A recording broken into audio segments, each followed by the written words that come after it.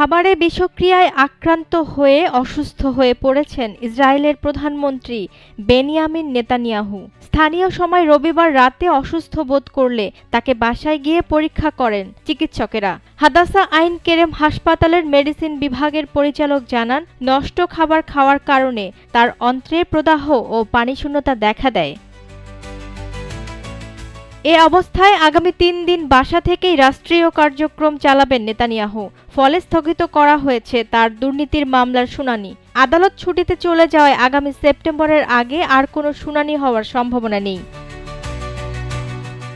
৭৫ বছর বয়সী নেতানিয়াহু এর আগেও একাধিক স্বাস্থ্য জটিলতায় ভুগেছেন।